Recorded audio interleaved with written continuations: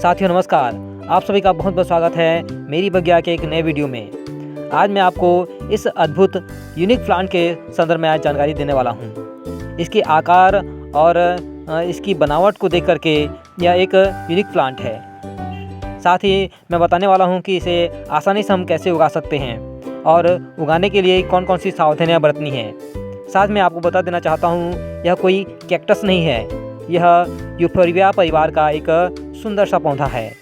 तो चलिए वीडियो शुरू करते हैं। साथियों, इस अद्भुत और अनोखे पौधे का नाम है यूफोर्बिया लेक्टिया क्रिस्टाटा। इसके ऊपरी शीर्ष भाग में आप देख सकते हैं कोरल की आकृति ऐसी बनी हुई है, अतः इसे कोरल कैक्टस भी कहा जाता है। हालांकि यह कोई किसी प्रकार का कैक्टस नहीं है, यह यूफोर्बिया परिवार का एक सुंदर सा पौधा है। इसके तने मांसल होते हैं, आप देख सकते हैं इसके तने जो है मांसल हैं और ये जो है सकुलेंट प्लांट जैसे बर्ताव करते हैं। इन्हें बहुत कम पानी की आवश्यकता होती है। यह उष्णकटिबंधीय पौधा है, अर्थात इसे फुल सनलाइट की आवश्यकता पड़ती है। ये ठंड में अधिक नहीं चलते हैं। जिन क्षेत्रों में 0 से तापमान नीचे चला जाता है, वहाँ इसे इंडोर प्लांट के रूप में रखना अधिक उपयोगी होता है। शीत ऋतु में यह पौधा सुप्त अवस्था में चला जाता है। इसके लिए मिट्टी की बात करें तो इसे किसी भी प्रकार की मिट्टी में उगाया जा सकता है। आप देख सकते हैं यह सुंदर सा पौधा पथरीली बंजर जैसी भूमि पर लगी हुई है। इसके लिए सॉइल मिक्स की बात करें तो बगिया की मिट्टी, गोबर की खाद तथा रेत की बराबर मात्रा लेकर के आप इसके लिए सॉइल मिक्स तैयार कर सकते हैं। साथ ही इस पौधे को लगाने के लिए जो हम गमला लेते हैं उसमें जल निकासी के लिए एक बड़ा सा छेद होना चाहिए। इसी प्रकार की जल संचय होने पर यह पौधे मर जाते हैं। इन पौधों को बहुत कम ही पानी की आवश्यकता होती है। अब बात करते हैं क्रिस्टाटा को किस तरह उगाया जाता है। इसको उगाने के 2 प्रमुख विधियां हैं। पहला, ग्राफ्टिंग विधि। इसमें 2 अलग अलग यूफोर्बिया प्रजाति के तनों को लेकर के आपस में जोड़ा जाता है। यह कार्य विशेषज्ञ द्वारा ही सफलतापूर्वक किया जाता है। दूसरी विधि है इसके तने को सीधे मिट्टी में लगाना। यह बहुत ही आसान विधि है और मैंने स्वयं करके देखा है।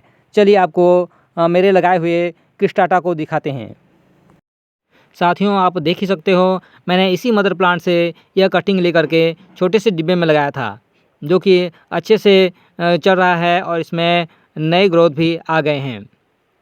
यह यूफोर्बिया मिली जैसा ही बर्ताव करता है। जब हम इसकी कटिंग लेते हैं तो इसमें से भी दूध जैसा पदार्थ निकलता है। इस दूध जैसे पदार्थ को सूखने के लिए हम 1 दिन के लिए इसे छोड़ देते हैं। जब यह सूख जाता है तभी इसे मिट्टी में लगाया जाता है। ऐसा न करने पर इसमें फंगस लग सकते हैं। इसके अतिरिक्त जैसे कि हम जानते हैं फंगी पानी में भी दूध जैसा पदार्थ निकलता है, उसे भी सूखने के लिए हम 1 दिन के लिए छोड़ देते हैं। तत्पश्चात ही उसे लगाया जाता है। आप देख सकते हैं इस पौधे के शीर्ष भाग में नई नई शाखाएं निकली हुई है। ये आप देख सकते हैं, ये जो है कोरल जैसा दिखाई दे रहा है, इसलिए इसे कोरल कैक्टस कहते हैं। क्रिस्टाटा की कटिंग लगाने का सर्वोत्तम समय मार्च अप्रैल होता है। ये ग्रीष्मकाल में उत्तम रूप से विकसित होते हैं। आप देख सकते हैं इसके ऊपरी भाग में फिर से नए ग्रोथ आ रहे हैं और ये तने आपस में जुड़कर लगभग 3 से 4 फीट तक बढ़ते हैं। साथ ही लगभग 2 फीट की चौड़ाई में ये आकार ले लेते हैं। अब बात करते हैं इस पौधे की देखभाल केयर टिप्स की। इस पौधे को ऐसे स्थान में रखना है जहां इसे सुबह शाम की पर्याप्त धूप मिले। दोपहर के तेज धूप से इसे बचाना चाहिए। इंडोर प्लांट के रूप में आपने इसे रखा है तो इसे खिड़की के समीप जहां सूर्य का प्रकाश आता हो वहां रखना चाहिए। इस पौधे को अधिक पानी की आवश्यकता नहीं होती है, अतः जब इसकी मिट्टी अच्छी तरह सूख जाए तभी इसमें सिंचाई करनी चाहिए। इस पौधे को बहुत ही कम देखभाल की आवश्यकता होती है। इसमें किसी प्रकार के कीड़ों का भी प्रकोप देखा नहीं जाता है। इसके उत्तम विकास के लिए हमें केवल 2 बातों पर विशेष ध्यान देने की आवश्यकता होती है। इसके उत्तम विकास के लिए हमें माह में 1 बार गोबर खाद या केचुआ खाद का प्रयोग करना चाहिए। और यदि आपने इसे गमले में लगाया है तो हमारी मिट्टी जल निकासी युक्त होनी चाहिए। उसमें किसी प्रकार की जल भराव की स्थिति नहीं होना चाहिए। इस तरह से हम इस अनोखे और यूनिक प्लांट को अपने बगिया में आसानी से उगा सकते हैं और अच्छे से विकसित कर सकते हैं।